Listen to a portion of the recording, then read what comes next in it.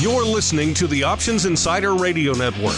For more quality options programs, visit www.theoptionsinsider.com or search for Options Insider Radio Network in your podcast provider of choice. Listeners can also access all of our programming through our mobile app, available in iTunes and on Google Play. Don't forget to follow along with your favorite programs and submit your own questions for the hosts at twitter.com/options, facebook.com/theoptionsinsider, or via questions at theoptionsinsider.com. If everyone take their seats, we're about to get started.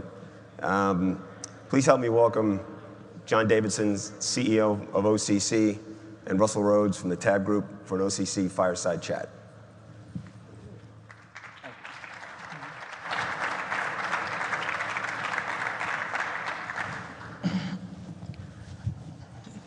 Now I have to make the obligatory, it's no fireside comment. I don't think I've ever done a fireside chat where it's been under 80 degrees outside. And there's no fire. I think we've got a major disclosure issue here. All right, well, so you've been at OCC for a couple of years now. You've been CEO for a few months. You know, how are you finding the job? Well, it's a very challenging job in this environment. There's some great people to work with at OCC. It's great to be back in this part of the industry. I started on the third floor of the Board of Trade building in Chicago in 1980 and seen a lot of changes over that period of time. But it's really all about the people, the challenges of renewing our technology and getting us to a better place on the regulatory front. Okay. All right, and we've mentioned several times the breaking the $5 billion contract level in 2018. What are some of the other things, some other progress that OCC made in 2018, maybe regarding compliance? Well, we've made a good bit of progress with respect to compliance, but of course our mission every single day is to make sure that whatever volume the industry throws at us, we're able to process efficiently and effectively. As John Fennell mentioned on the last panel, we completely changed our methodology for determining the size and operation of our clearing fund, putting in place a much more sophisticated stress testing methodology, going through about 110 stress tests on a daily basis, which did allow us to move to a so-called Cover 2 level, which is consistent with the global and the European standards, as well as return $3 billion in capital to our clearing members. We have a number of additional steps to make with respect to the clearing fund, and we have drafts of those proposals in front of the SEC trading and market staff as we speak.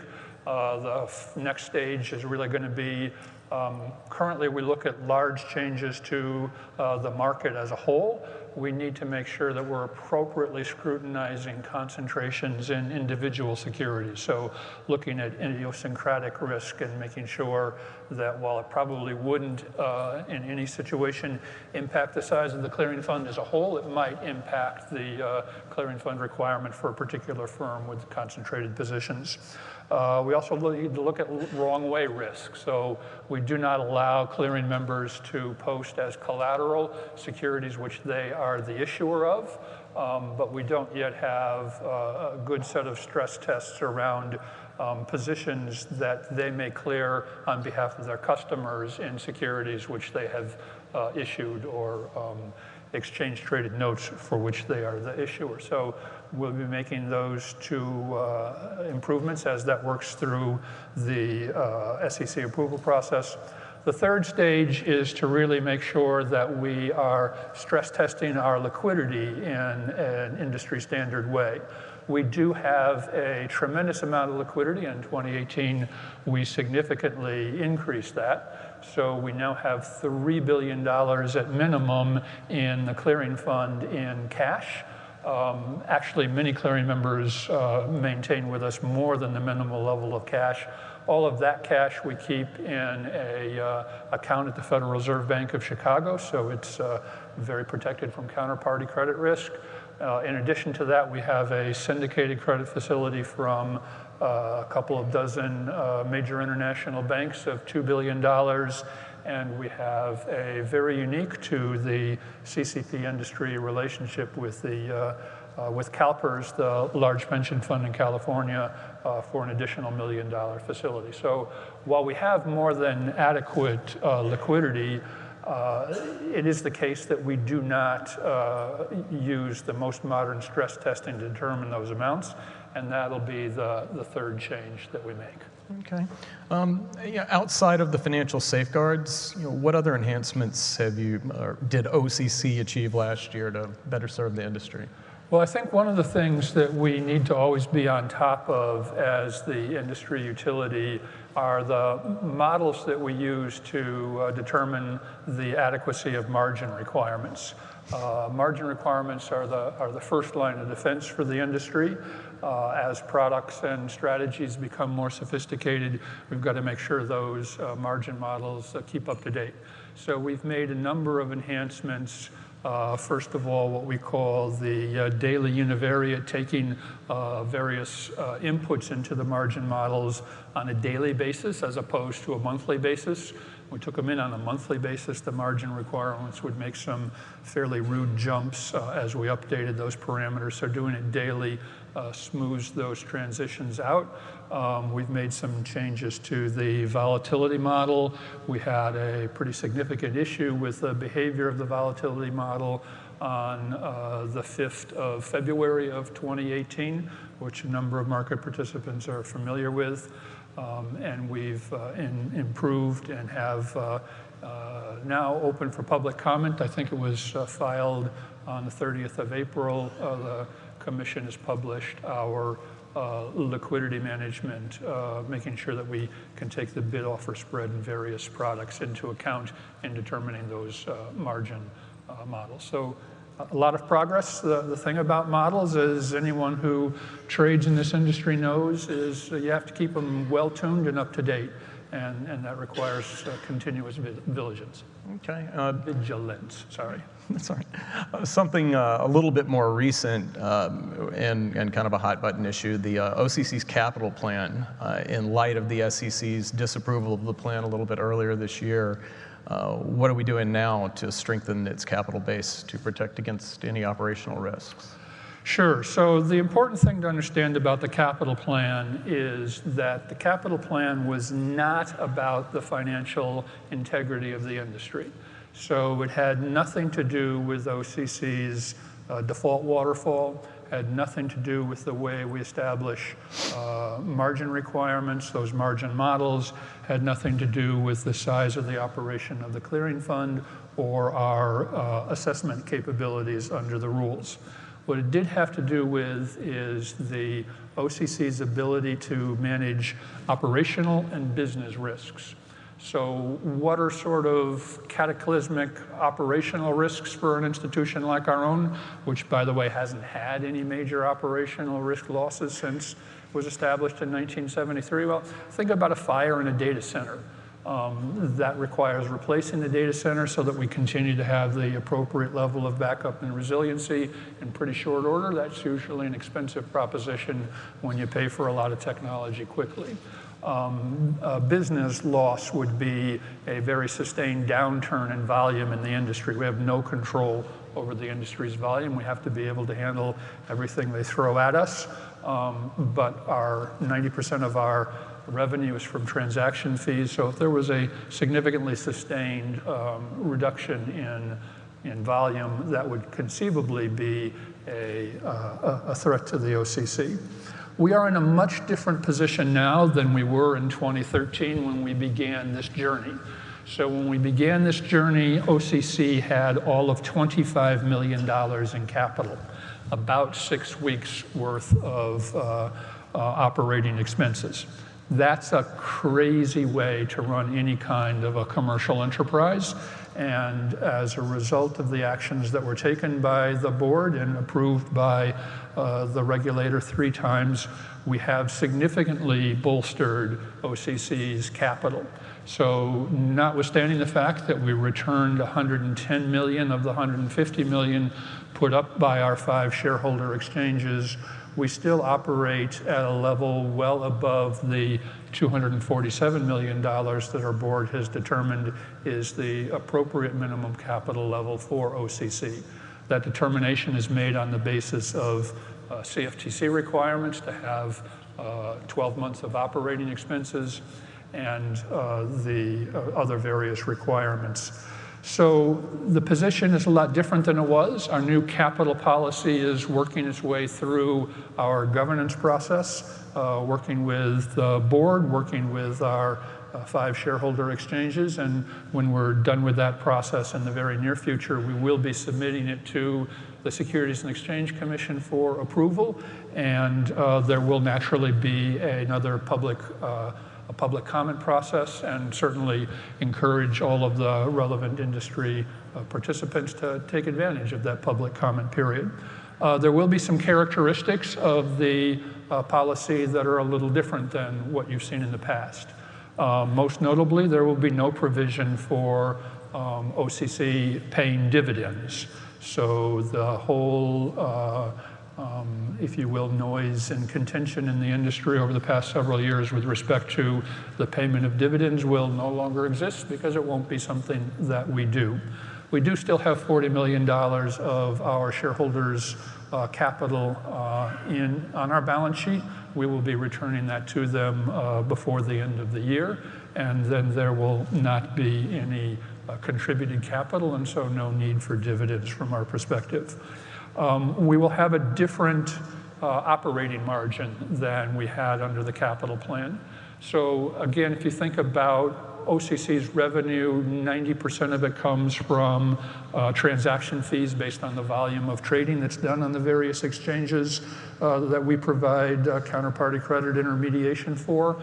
That is not a number which is steady or predictable. But what we have done is we've gone back in history and looked at the standard deviation of the changes in that level of volume.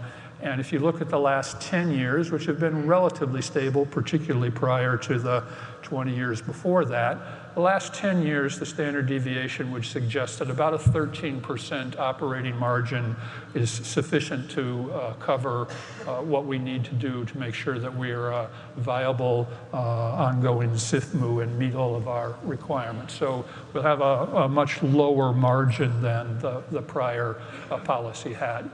We will be aiming over the course of longer periods of time to adjust our clearing fees in such a way that we don't accumulate these huge amounts of cash and then pay it all out in the form of refunds at the end of the year. So if you look back to 1998, over the period of time between 1998 and today, OCC collected from its clearing members and refunded to its clearing members $2.1 billion. That's an absurd way to run a railroad. It would be much better to have the clearing fee established at a level that all of the market participants can benefit from, an organization that runs itself as a utility, that sets its fees at a level sufficient to make the necessary investments going forward in our technology and our regulatory conformance processes, but that doesn't overcharge, and make sure that all participants in the market have the advantage of lower initial clearing fees. That may require a more frequent pattern of adjusting those clearing fees than we've seen in the past. Certainly, we fully understand that clearing fees can only change at the beginning of a month. All sorts of headaches happen if you change fees in the middle of the month, but we need to have a more robust approach to that. The days of massive levels of refunds, I think, are over, which is not to say that we're going to continuously collect retained earnings. We will have a capital plan which is based on making sure that we are continuously in compliance with the annually determined amount of capital that the board establishes us as needing. That's $247 million today, but that changes over time. We've set a set of triggers, so as long as we are above 110% of that requirement, we think we're about where we need to be. As we move down from 110%, if we're below that level for 90 days, or if we breach 90% of the target capital requirement, then we will take steps to either file for a fee increase with the commission, find ways to cut expenses, and try to get the situation back under control. We are putting in place a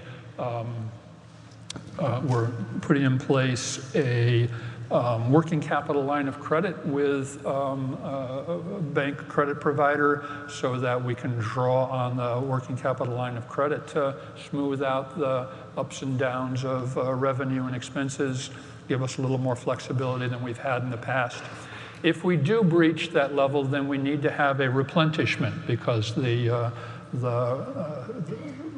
CCA rules require not only adequate capital, but a means in the very unlikely possibility that that capital is drawn down significantly, you need to be able to replenish it.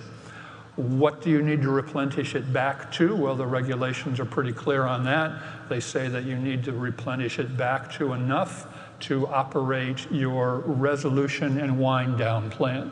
So there need to be enough funds in place to operate the enterprise, obviously on an extraordinary basis, for 16 weeks as you wind the enterprise down and go out of business.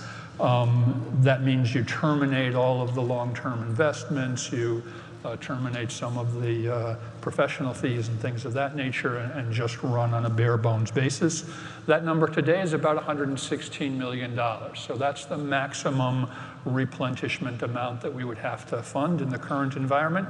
Again, both those numbers, the minimum capital requirement as target capital as well as the replenishment amount, change over time. And we'll be putting in place a plan to have that $116 million as a replenishment plan. It does not have to be funds collected on the balance sheet of the OCC. To the extent that we are operating with retained earnings that are above the 110%, then we will work on plans to return those fee funds to the clearing membership. We'll do that either by reducing the clearing fee level, having a fee holiday, as we did a number of years in the past. Back when I was on the board in the early noughts, we did that a couple of times, or a refund of some level, but likely not at the sort of levels that we've seen in the most recent past. So we don't yet have the details of exactly how the replenishment requirement will work. That is, as I said, working through the governance process. And as soon as we have that done, we will be obviously disclosing that to the market participants, as well as filing that initially in draft and subsequently a formal filing with the SEC for their approval. So that's a sort of long, drawn-out story, but I do think my certain personal belief was the capital plan was appropriate, and for the investment that the owner exchanges made, it provided them an appropriate return on the risk of that investment. But those days are gone, and we don't have to have that discussion anymore. We need to move on as an industry with a common interest in operating OCC as a utility that benefits all of the participants in the industry. I think a common interest, I'm going to shift gears here, is in the technology space. And I wondered if you could comment a little bit on the Renaissance Initiative. Sure. Well, I think the important thing to keep in mind about the Renaissance Initiative is it's not just a technology project, although it very much is a technology project, but it's really re-engineering all of the way that OCC does business and all of our interactions with our exchanges and clearing members. It is a 3-year project, which the board in January approved several multiple $million-dollar 3-year expenditure. We've divided the program into 3 large components. The thing to keep in mind about the Encore clearing system is it was designed about 20 years ago, put into operation. The last implementation was in 2004. Clearing fees, by the way, to pay for that investment in transforming the technology were significantly higher than they are today, over 7 cents for a period of time while we were making the Encore investment in the early aughts. The system, however, has a number of challenges. Its good points are that it is very resilient. It operates in 2 remote data centers. The primary one we share with the DTCC in a suburb of Dallas, Texas. The secondary one is in a suburb of Chicago. The other characteristic of it is very volume insensitive. So as you observed, we had record volume in 2018, both in aggregate as well as a number of record volume days. We had no capacity issues with the Encore clearing system, and we could handle well in excess of the volume that we saw on any of those trading days. But that's about the end of the positive attributes about Encore. It is a very tightly integrated set of applications. It's tightly integrated both from the functionality perspective, so the process of core clearing processing, taking match trades in from the 16 options exchange venues and the 3 futures venues, taking inputs from clearing members, running the night processing cycle, producing outputs. That's all very tightly integrated with the risk management functionality, and it's very tightly integrated with a pretty complicated DB2 826 table database, which makes it extraordinarily difficult to extract information, even though you'd think we had information about every transaction that happened back until April of 1973. The ability to easily access it is very limited with Encore. So the process of replacing that technology is 3-pronged. We have partnered with a very sophisticated technology provider in Stockholm, Sweden by the name of Cinnober, which was acquired earlier this year by NASDAQ, to work with us on building the core clearing and processing functionality. We've defined that working with, we will co-develop with the Cinnober NASDAQ team a series of 19 sprints. So we're moving from a very antiquated technology development environment, a so-called waterfall methodology where you sit down and define every possible characteristic of the system in advance and then build it and turn the switch and hope it works, to a much more agile, sprint-oriented development protocol. We actually completed the first sprint last week. We received a fully functional clearing system from Cinnober. We installed it in 2 days' time on the OCC cloud environment with Amazon Web Services, and it actually functions and meets the requirements of the initial sprint. It does not meet the requirements of the options industry in the United States. There are no other CCPs in the world that have 16 venues trading fungible products. So there's some very fundamental changes that need to be made to that software, but we're well underway with that component. The next component, which we started working on with internal development in the middle of last summer, are the risk management functionality. Our risk management is not nearly as real-time basis as it needs to be. It is quite sophisticated on a batch end-of-day basis. We have about 30 models that operate. The primary one is a 10,000 simulated Monte Carlo-based single-factor model. But the ability to operate on an intraday basis to really understand clearing member positions as they change during the day, monitor concentrations, is significant functionality that we are in the process of building. That is also well along. And we're evaluating the choice between working closely with Cinnober on additional risk functionality or developing that ourselves. We will continue to develop the models that run the margin methodology, as well as the stress testing scenarios that'll be internally developed. And the last component underlies both of those. That's the data structure. Again, that will move into the public cloud and be a much more sophisticated and accessible means of understanding the prices of 970,000 instruments, the positions that clearing members have in about half of those instruments and the daily trading activity.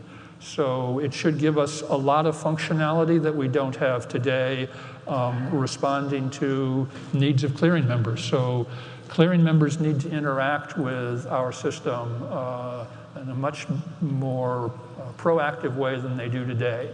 So for example, you get a new client, you need to be able to send positions to the OCC to understand what that client's positions will add to your overall portfolios and what those margin requirements will look like.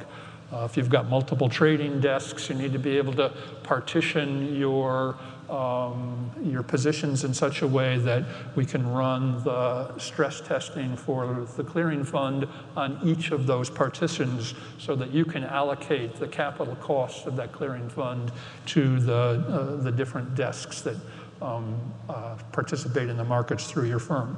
Those functionalities don't really exist today. There is an encore functionality, a screen that you can individually type in the positions, but good luck with that if you've got more than about 20. So that sort of functionality service to the clearing firms. We have this really antiquated rule that says if you wanted to participate in the very nascent after-hours trading markets that exist in options, you have to have an incremental $10 million of margin collateral.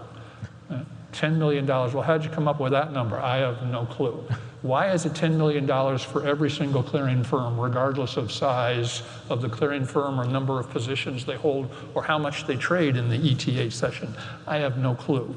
But once we get better functionality to be able to do closer to real-time risk analysis, we can get rid of those requirements, and I think that'll encourage the various exchanges to think more carefully about the need the marketplace may have for a lot more extended hours trading, the kind that we see in the foreign exchange markets and the futures markets, et cetera. So those are some of the opportunities that the Renaissance program brings, but it also brings the need to make sure we run the OCC in a much more efficient manner, that we bring down the costs as measured through our contract costs to a lower level to continue to sustain the growth in the industry. Okay. One topic near and dear to my heart, investor education. Mary Savoy gave us a good update yesterday, but could you comment a little bit on your feelings about the OIC's efforts? Well, I think the OIC's efforts are fundamental to the future of the industry. You know, the OIC provides a product-neutral, investment-independent view of the risks and strategies available from these instruments. And it's very important that we have well-informed investors. We have a generational change going on in this country and actually in the world with respect to the millennials are moving into a much more wealth accumulation phase of their life cycle. And they need to be encouraged to participate in these markets. They receive education in a much different way than people of my generation did. And so we need to make sure that we're advancing the technology tools that OIC has.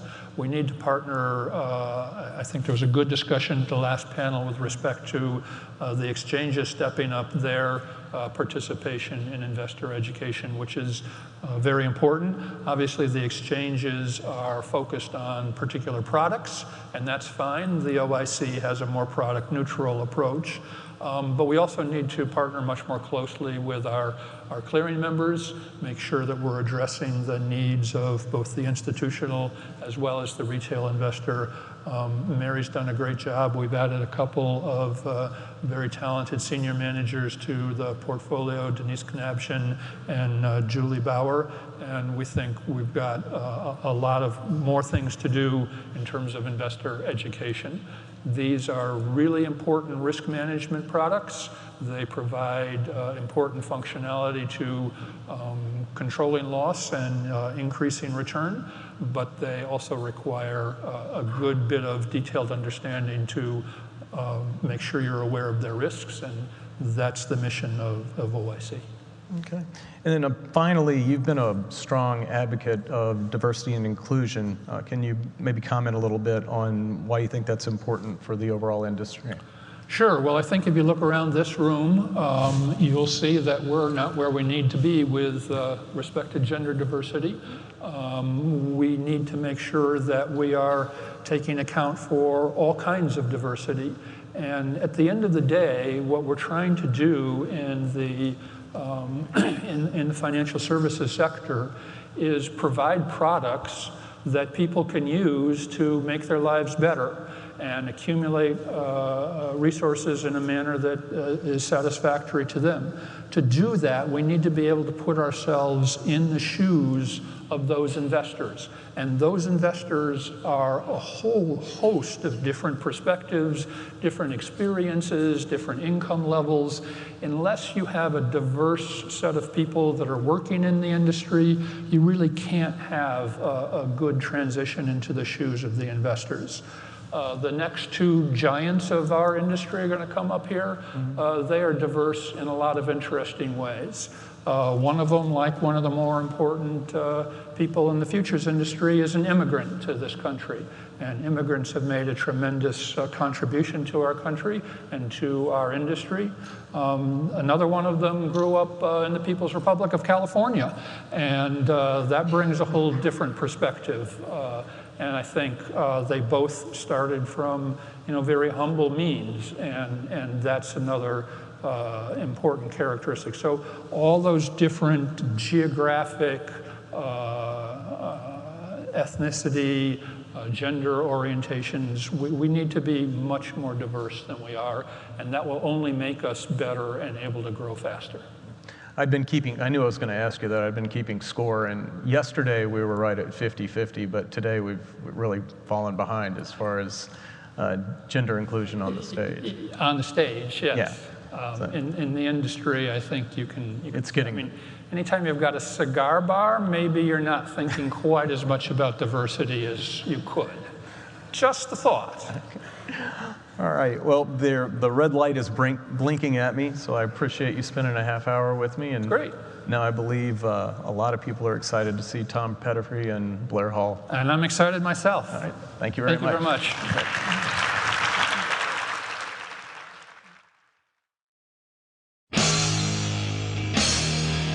The preceding program was a production of the Options Insider Radio Network. For more quality options programs, visit www.theoptionsinsider.com or search for Options Insider Radio Network in your podcast provider of choice. Listeners can also access all of our programming through our mobile app, available in iTunes and on Google Play.